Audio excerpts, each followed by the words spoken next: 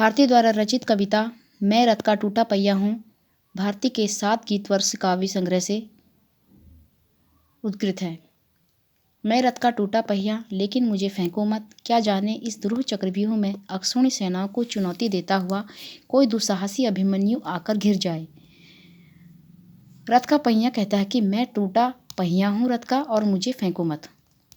टूटा पहिया यहाँ अस्तित्वहीन मानव के संकेत प्रतीक का माध्यम है कि किस प्रकार से टूटा पहिया से अभिमन्यु ने चक्रव्यूह में फंसने के बाद बड़ी बड़ी अक्षौणी सेनाओं से चुनौती देता हुआ बड़े बड़े महारथियों के बीच में जब वह एक अकेली निहत्थी आवाज़ अकेले ब्रह्मास्त्रों से युद्ध कर रहा था, तब अभिमन्यु ने टूटे पहिए का आश्रय लेकर उसका सहारा लेकर बड़े बड़े महारथियों को पराजित किया था और अकेली निहत्थी आवाज़ को अपने ब्रह्मास्त्रों से कुचल देना चाहा।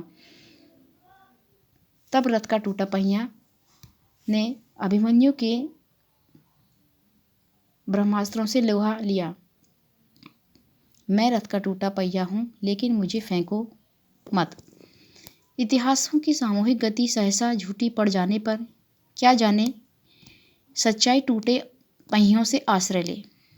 रथ का पहिया फिर कहता है कि मैं रथ का टूटा हुआ पहिया हूँ और बड़े बड़े महारथियों से मैं लोहा ले सकता हूँ। मैं रथ का टूटा पहिया हूँ और लेकिन मुझे फेंको मत। बार बार वही कहता है कि एक अस्तित्वहीन मानव, एक तुच्छ मानव का भी अपना मूल्य है।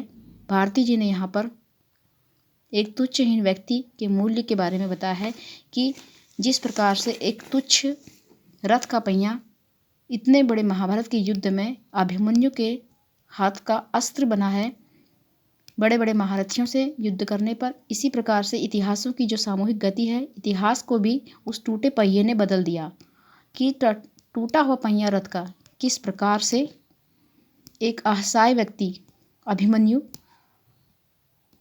का साथ दिया। और सच्चाई क्या जाने टूटे पहिए का आश्रय ले, जब सच्चाई यही है कि टूटे पहिए यानी तुच्छहीन व्यक्ति, अस्तित्वहीन व्यक्ति का भी अपना मूल्य है कि अस्तित्वहीन व्यक्ति एक शोषित वर्ग की यहाँ पर व्याख्या की गई है कि शोषित वर्ग और उपेक्षित वर्ग की मनोदशा को दर्शाया है कि वह भी समय आने पर किस प्रकार से उदारतापूर्वक अपने कार्य को कर सकता है और एक निर्बल और दलित वर्ग में समझे जाने वाले व्यक्ति भी समय आने पर अपनी सीमित शक्ति का चुनौतियों का सामना कर सकता है।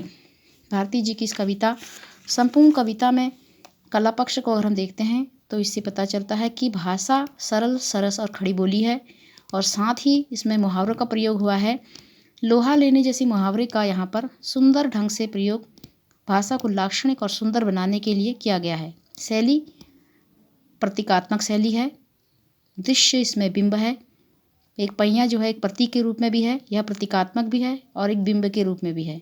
छंद इसमें मुक्त छंद है। भारती जी ने अपनी संपूर्ण कविता को मुक्त छंद के ही रूप में लिखा है और संपूर्ण कविता में अनुप्रास और मानवीकरण अलंकार का बहुत ही सुंदर ढंग से वर्णन हुआ है। अभिमन्यु आकर अकेली असत्य आवाज, पहिया टूटा, आश्रय, इन सभी शब्दों में, इन पंक्तियों में अनुप्रास अलंकार है और साथ ही भाव साम्य अलंकार भी इसमें है।